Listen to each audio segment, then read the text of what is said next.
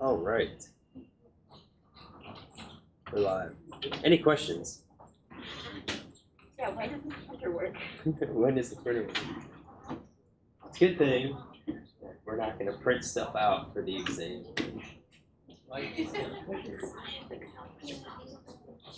Did you already turn it off and turn it back on? No, I didn't, but mine's the lab one printer that is printing too. We're gonna make IT. And when all else fails, unplug it. Plug it back in. Is it printing? I don't know, I just turned it on. We'll see. We're gonna get yelled at by IT if we present those printers. Oh well. IT doesn't know how to plug in an Ethernet cable. All right.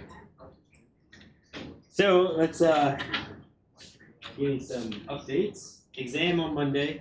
We'll do it in lab. All right. We'll have a regular lecture. Bring your questions to class on Monday if you have any.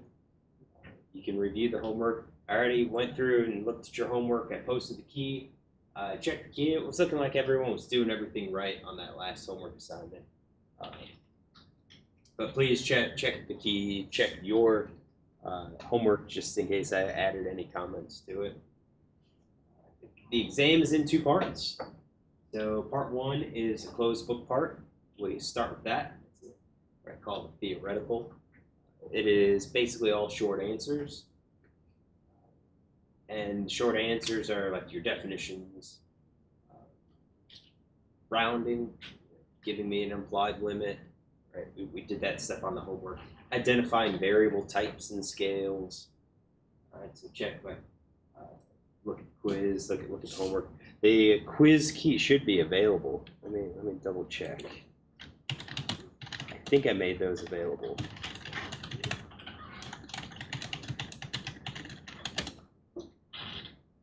And that's why I said look at your homework, look at my keys, and if you didn't get it right, go back and try to do it again, and then compare it to the key. And if you still don't understand, then reach out to me. We need to get that fixed. So quiz. Variable type and scale. Edit test options. Now the key is not.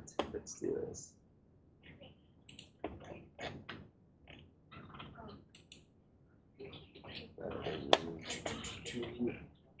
Answers correct. All right. It will now be available for that variable types and scale. So the part one's like short answers. It's a total of 3 pages. Front and back on one page, and then front on the second page. I anticipate that should take no more than 30 minutes total. I think some of you will probably get done in about 15 or 20 minutes. All right, and then you'll have the rest of the time to do the application part, which would be a markdown document. That'll go live. So we'll come in here once you start taking part one. I'll make the second part of the exam go live. That you can download the RMD file, the data files. Again, we're going to have the Word template, so I'll add that Word template again. I'll include it on all of the exams. But if you've already downloaded it, there's no point in re-downloading it. Just make sure your Word template file is in the folder that you work on your exam. And then what you'll do is after you do all the tasks on it, you'll knit it, and then check it out in Word, make sure everything looks good, export it as a PDF, confirm PDF conversion looks good, and then you'll upload it right back to Blackboard. All right, it's not my favorite thing to do to grade on Blackboard, but that'll save us from dealing with the printers. All right, save on paper. Paper is kind of a big part of it. And since we can upload it, why not? A lot of that stuff I can see on the answers if you did it correctly, and if I need to, I can check the code, the actual code. This exam is probably the easiest in terms of the application part. All right, The what I routinely see over the last 3 years or so, and it probably has started about 3 years ago, is that on these two parts of the exam, the lowest grades typically come from that low from the closed book portion. I think a lot of it is that no one really reviews the terms, the definitions, and that hurts. Not necessarily calculating probabilities or doing rounding or anything. It's the terminology. So front page is worth 12 points or 15 points. I'm not surprised to see you only get 4 or 5 points out of it. So review the terms, review the definitions. That's basically what the closed book portion is. Make sure you can demonstrate some of this basic knowledge. Part 2, the application tends to do pretty good. Any low scores that happen on that is one of two things. One, you get an error message, and then you just stare at it for 30 minutes because you can't fix it. All right, and because you do that, then when 4 o'clock comes around and I say I need it uploaded, you have like 3 or 4 questions that you didn't do because you just stared at that error message. All right, if you get those error messages, spend 5 minutes. If you can't identify it, if you don't know what's going on or can't resolve it, call me over. I can help you get that stuff done. The knitting, especially, if you're at knitting and it fails, you get the error, call me over. That's something I won't deduct from. But if you're trying to make a histogram and it won't, don't sit there for 30 minutes trying to figure out why I have that error. Right, call me over. Second reason for the low point is that you didn't fully understand how to do this stuff in R. And usually that's tied to like a later on in the class to one of the problems. So maybe it's we're doing it, let's say analysis of variance. One of the first steps is just check our assumptions. If you don't fully understand how to check the assumptions, and if you don't understand like the interpretation of the test, well, you kind of lose those points on all of that, like checking of the assumptions. That's not going to be it. You won't have just like a single ANOVA. You'll probably have 2 or 3 of those questions because we have situations where there's no difference, and then there is a difference. Then you have to run your post-hoc test, or if you violate your assumptions, then you have to use the correct type of ANOVA and so forth. So there's all these things. That would be the second reason. Does the class as a whole do poorly? No. The class averages tend to be at the end of the semester, the class average tends to be usually in the upper 80s. So just pointing out that there are certain spots where I see the lower grades, and closed book portion, that's one of them, and then the application part, and sometimes it just if you confuse the 0.05 levels and you think, well, if it's greater than 0.05, then there is a difference. Well, then you do that for the entire exam because you didn't know that. All right, so that is on Monday. You'll have until right about 4 to finish it.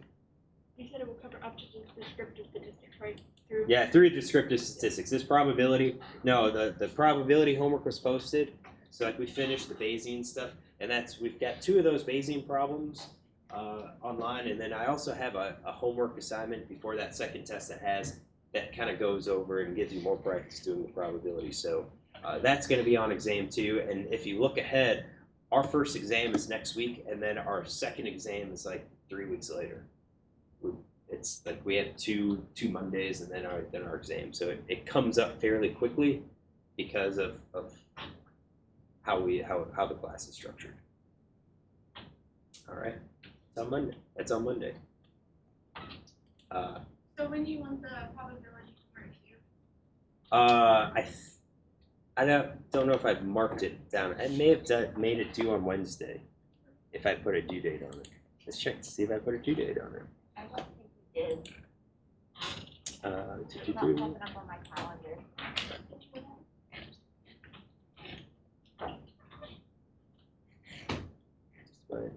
No, I didn't put a due date yet. We've got our exam on Monday.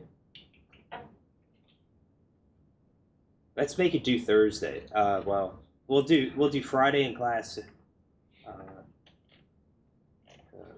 Let me see.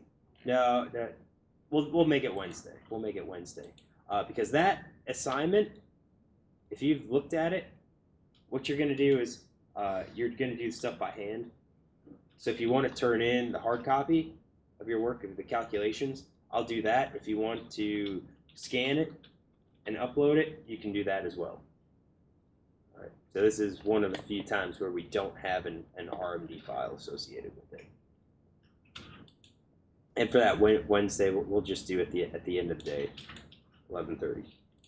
So that's good. Forgot about that. All right.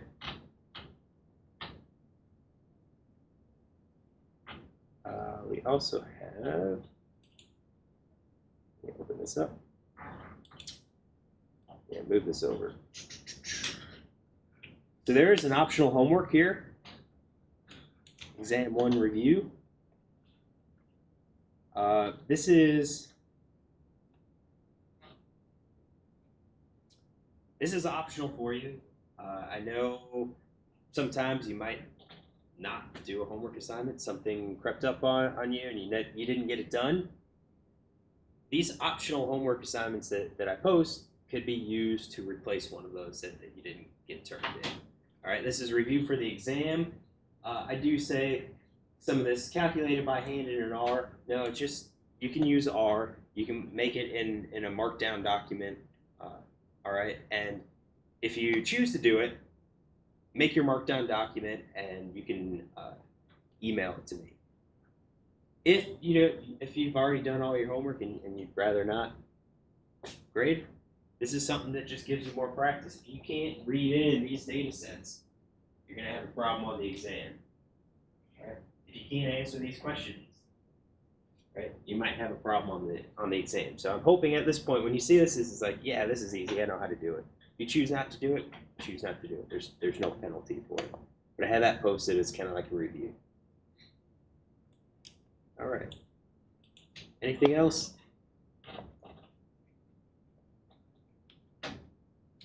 Let us start here. Binomial and Poisson distribution.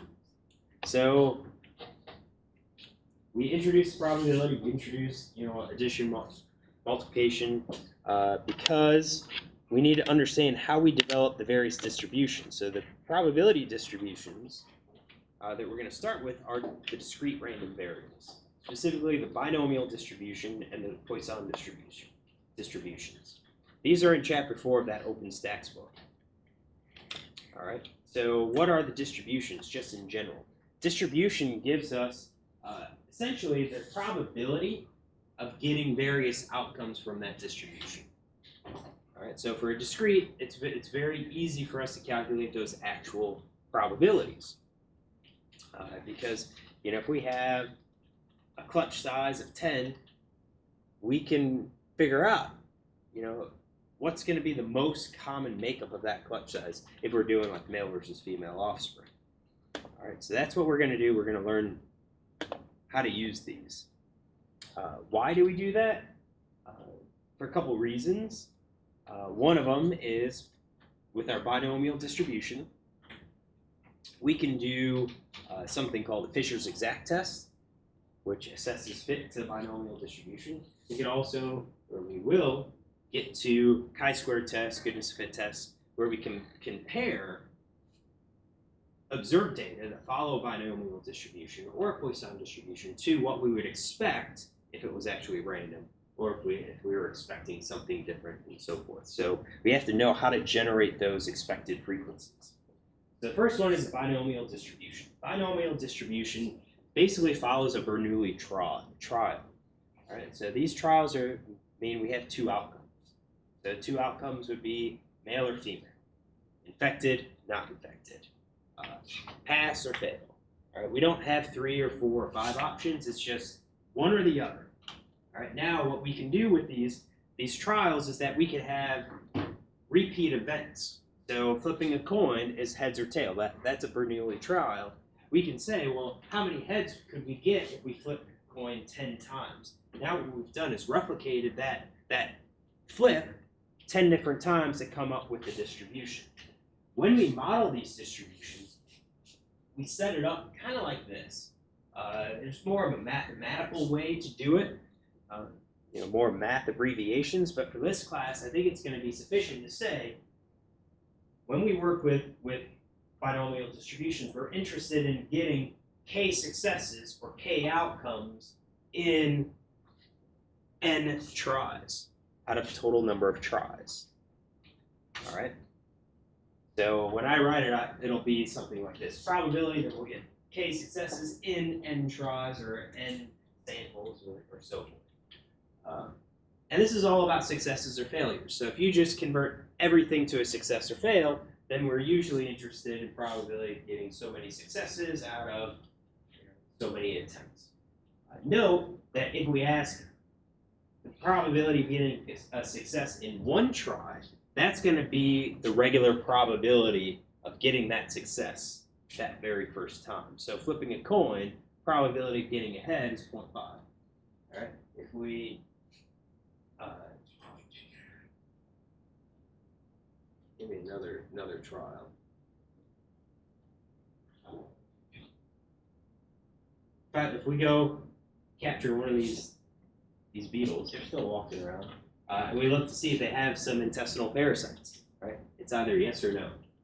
So we have a base probability. We would use that base probability or abbreviate it as P for our proportion.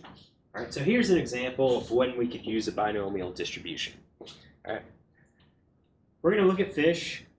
We have about a 10% chance that the fish are infected with a parasite. So if we sample 3 fish, then what's going to be our probability of getting 0 fish infected, 1 fish infected, 2 fish infected, or 3 fish infected?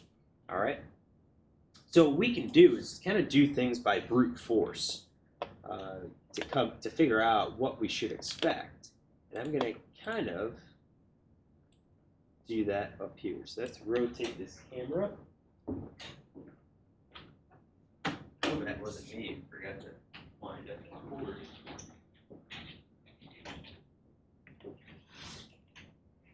So the brute force method is just basically going through and figuring out what are the different combinations that we get if we have 3 fish.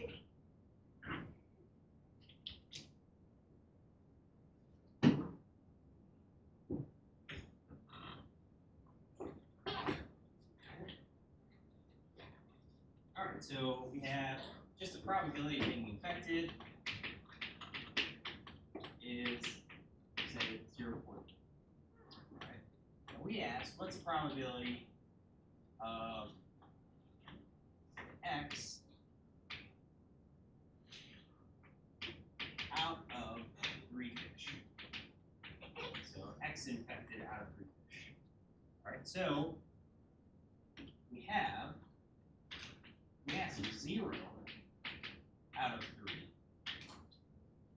Right. We're going to have non-infected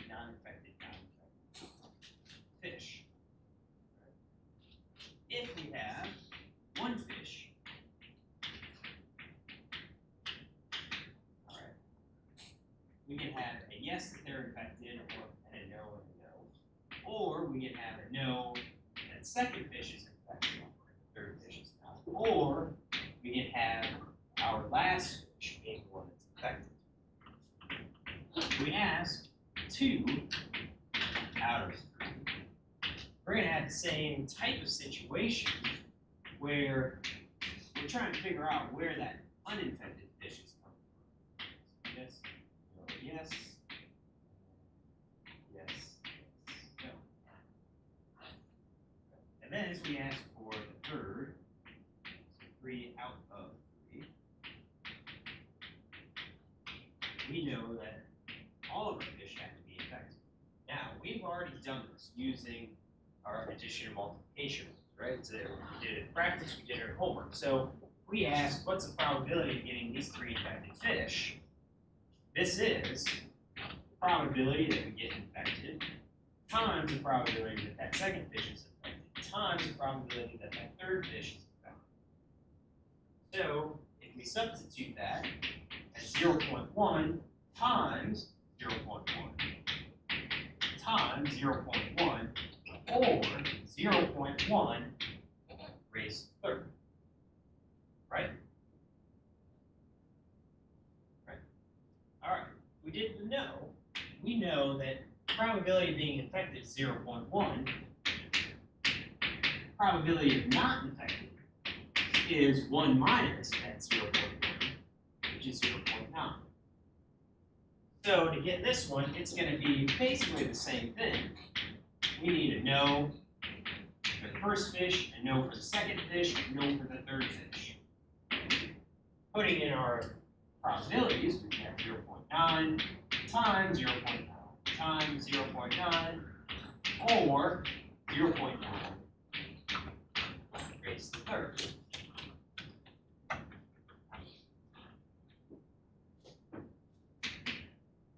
This one works the same way.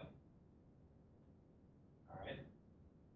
We would have 0.1 times 0.9 times 0.9. That gives us our first fish being infected, second fish being not infected, third fish being not infected. All right, and then we'd add it to this one. 0.9 times 0.1 times 0.9. And then we add it to the last one, it would be 0.9 times 0.9 times 0.1.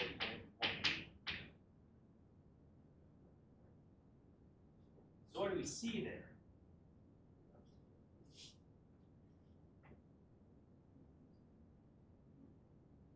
Yeah, so 1, there's 3 of them, were added, so we can do 3 times. We have the 0.1 raised to the first times 0.9 raised to the second. Right? So the multiplication works the same. Right? 0.1 times 0.9 times 0.9. It doesn't matter what order they're in. It's still 0.1 times 0.9 squared. There's 3 of them, so we multiply by 3. This one, 0.9, 0.1 plus 0.1, 0.9, 0.1 plus 0.1,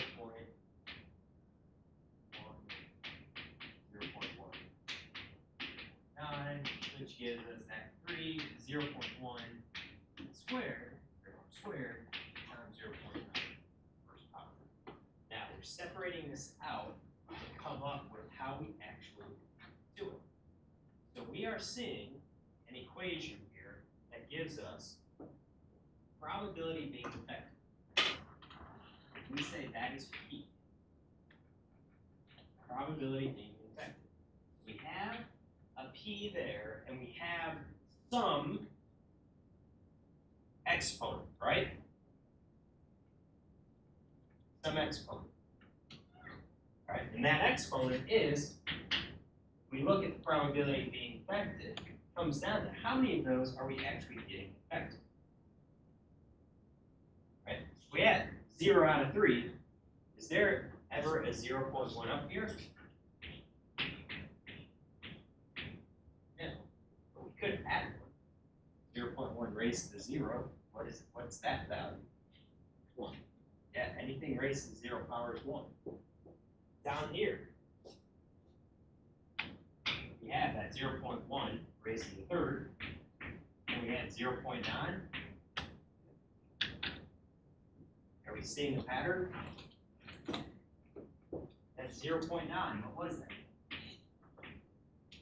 That was our 1 minus. What did we raise that to?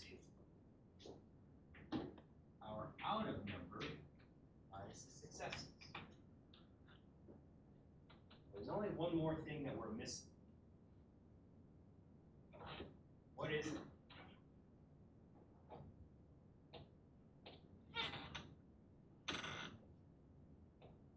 Missing P.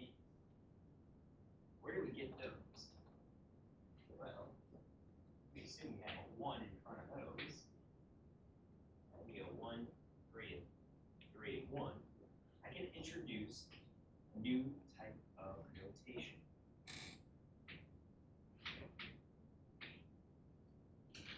It's called choose notation. And that gives us the number of combinations for each of our events. There's only one way to choose 3 uninfected fish. There's only one way to get 3 infected fish, but there's 3 ways to get those 1 infected fish. So where does that come from? Where did that come from? You've probably seen it before.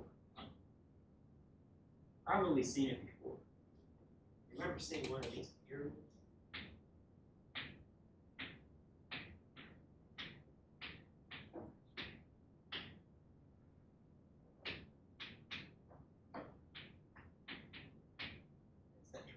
etc. Probably seen it.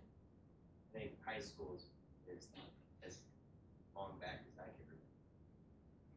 Maybe elementary school. This is binomial pyramid. This gives us our combinations.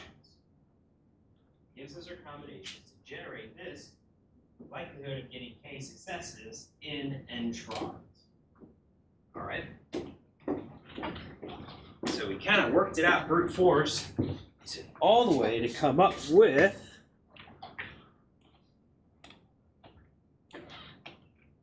our equation. All right. So p raised to the k, that's how many events, how many of our successes that must happen. So when we ask the probability of k out of n trials, right, we have to have k successes, and we're going to multiply it by the probability of the success. But we also have to account for the times that it doesn't succeed. So all of those times where we don't have a success. So that's our 1 minus p raised to the n minus k. So we said how many k successes out of n trials, where subtraction, n minus k, says how many have to fail. And then this is our choose notation, the number of combinations in k events. All right? This is what it expands to. So it's n factorial divided by k factorial times n minus k factorial, where 1 factorial is defined as 1, 0 factorial is also defined as 1. All right, we can work this out. How do we do it? Well, on a calculator, you've got the exclamation point. You'll actually have a factorial on your calculator. I'm looking for mine. Depends on what kind of calculator you have. Where is mine?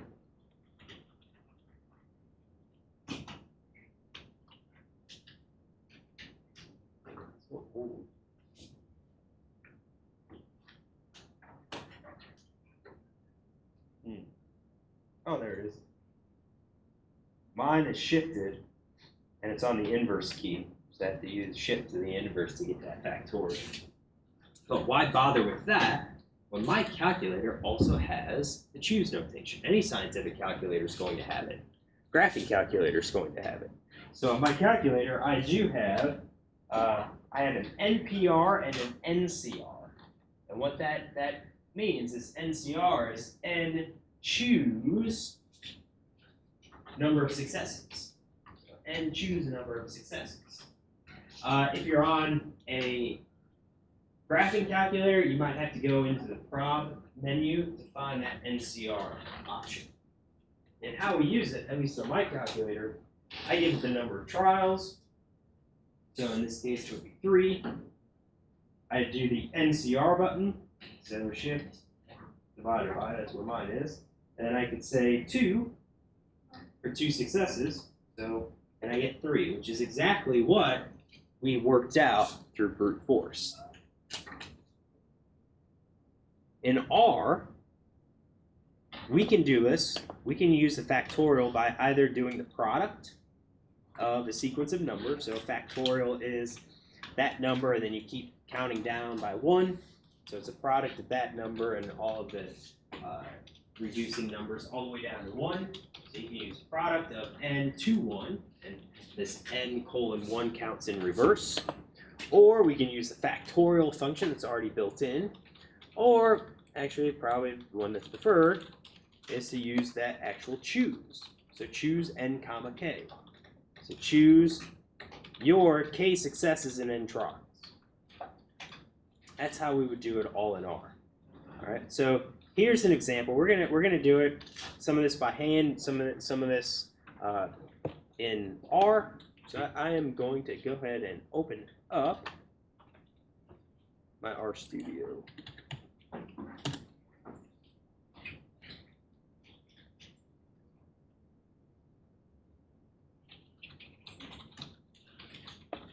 So we got the probability. I am going to new file Armand. This is discrete distributions.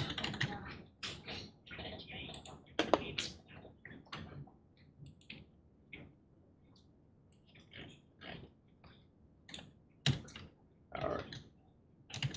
We have the binomial distribution.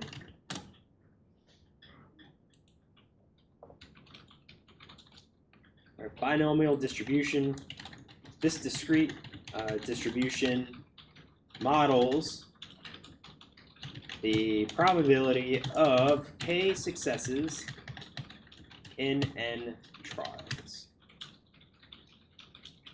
All right, that's what it is. So in math terms, this is p of k out of n. K, probability of k out of n.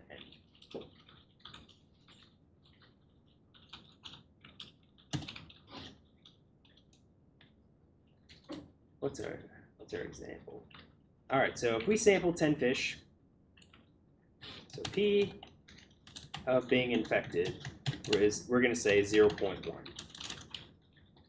Probability of the fish being infected is 0.1.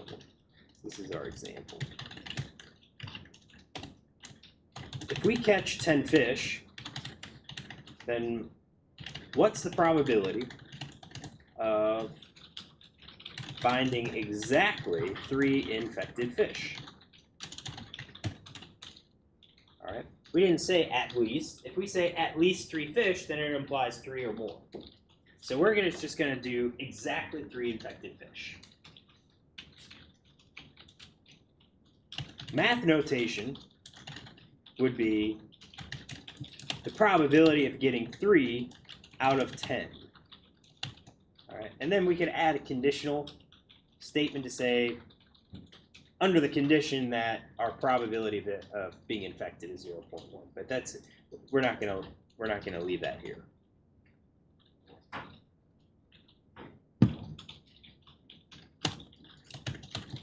So by longhand, all right, we need to use our equation that was in the presentation. So we're going to use our choose. All right, we have 10, and it's nice because you can see which way is n and k. And on these presentations, I tried to update them a couple years ago. I can't even remember if the PDF is updated. It is. I used n and k because that is what's used in R's help files. So you can kind of match up the functions in R with the actual math. So we've got 10, and we're choosing 3 successes. So we need to figure out how many ways this can happen. All right. So just running that, you could say that's 120 different possibilities. Could you do this by hand? Could you do it by brute force? Yes. How long would it take you? My guess is an hour. And that's if you don't make any mistakes. I mean, you have to really think about, okay, what are the different combinations of getting 3 fish? You know, if you've got a sequence of 10 yet Y's and N's, only have 3 of them. What are the different ways? Choose tells us. All right, so we're going to do the choose notation. Then we're going to multiply by the probability of success. So that's 0.1, and we're raising it by 3. So we need it to occur 3 times. And I'm going to use parentheses. All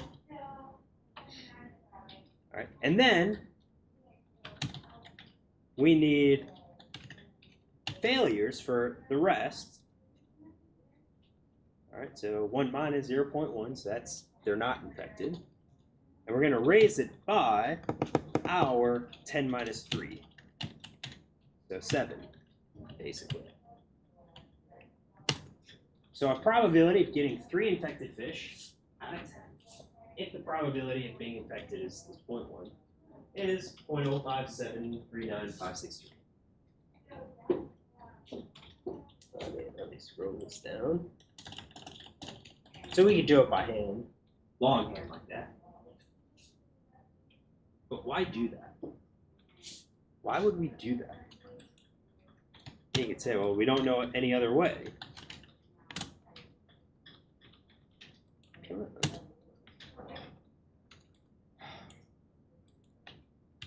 That's what it is. Well, let's look at it. So this is the binomial distribution. It's built in. All right. We have a density distribution function, quantile function, random number generator for the binomial distribution. All right. And when we look here, we've got these different things. Well, what are these? This one you should be able to answer. All right. R binomial. What does the R mean in binomial?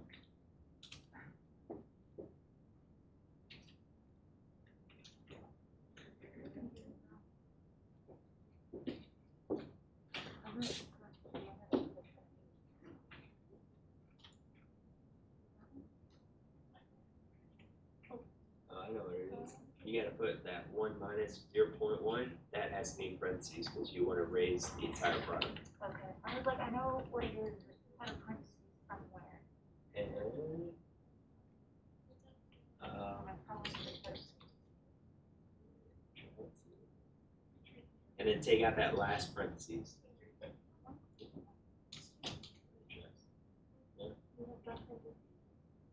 Oh yeah, you need it. You're missing a parentheses. There's one, you've got 2 of them there. Okay. And then add one at the end. So take out one of those. We're getting the errors. There's one. Like, I There knew it it was is. something to do with parentheses. Parentheses, Just parentheses, Getting parentheses. them in the right spot while you're talking is hard for me. All right, so what is that R?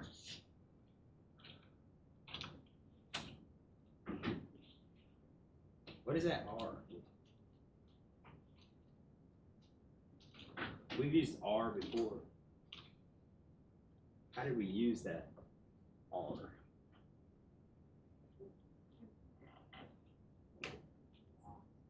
Anybody?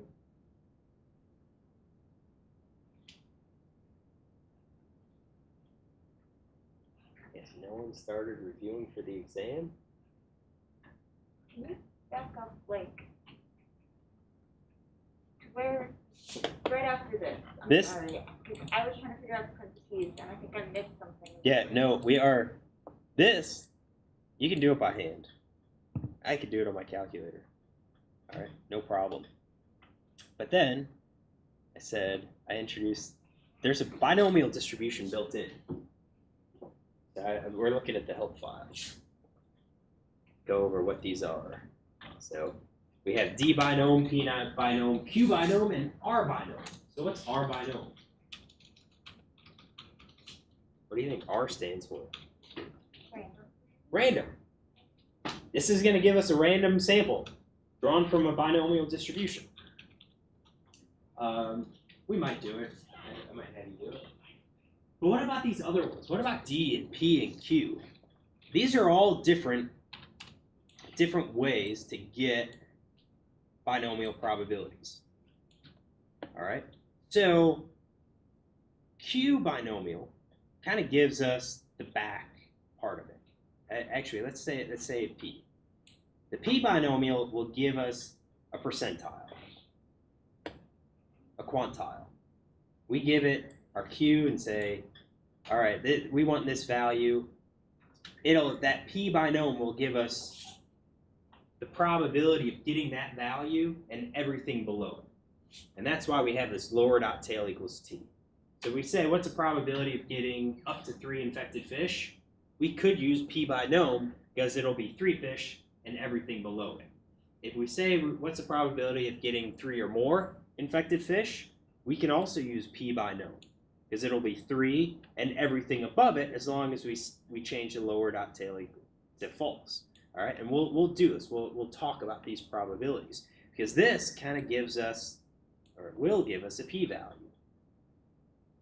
Q binomial is kind of the reverse. So if we say, what number gives us up to 25%, Q binomial will do that for us. Are we going to do that? No, not for binomial. We'll use it for t. We'll use QT a little bit later. And what's D binom? D binom is a density. All right. We'll talk about density for a continuous distribution, but for a discrete distribution, the D actually means the probability. So we can use D binom to figure out what's the actual probability of getting X successes in N trials if the probability of success is whatever we give it. So here's an easier way using D binom. All right. So D binom, we want 3 out of 10, where our probability of success, or probability of being infected, is 0.1. When I run that, I get the exact same value. So our function, D binom, X, size, and prob, gives us the probability of, actually let's change this, gives us P of X out of size if the probability of, if P of X is some number. If the probability, and I'm going to put that in quotation marks because I don't know if 2 of those hashtags will allow us to knit.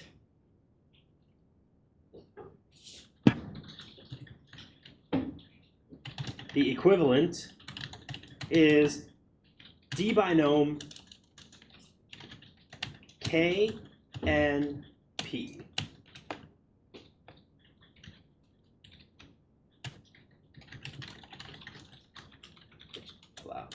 Which gives us a direct comparison to our notes. There we go.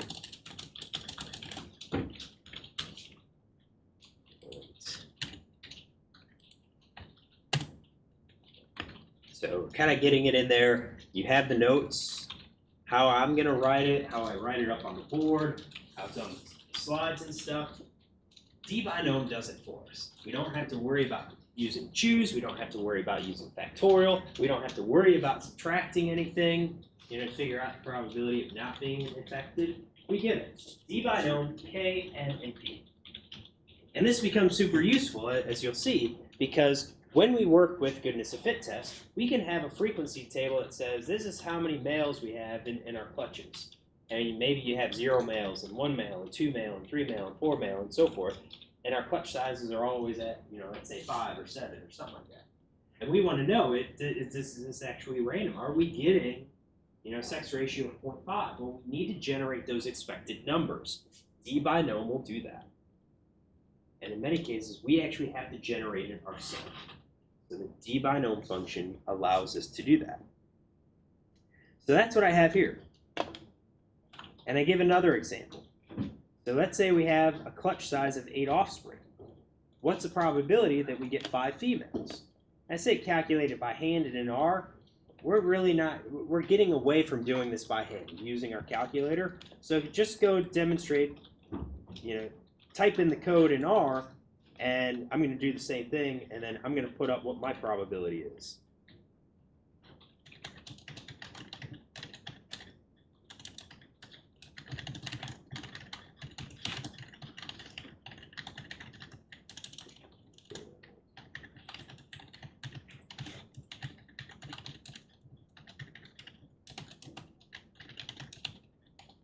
All right, assume that the probability of being female when you're born is 0.5. That's what we will assume.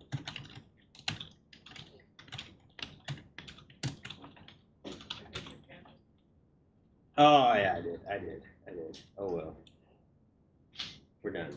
So yeah, I gave you the code, so hopefully if you work it out, it works out to this. So what we'll do is we'll stop here, we'll pick up Monday morning, we'll talk about the properties of the distribution.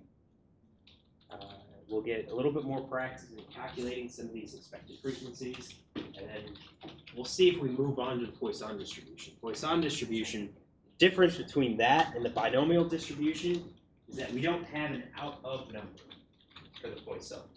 It's just we ask what's the probability of having X number of successes, because in theory we can have an infinite number of successes, or an infinite amount of time can pass and so forth. So we'll talk about that. All right. All right, make sure you review for the exam. We'll meet here on Monday.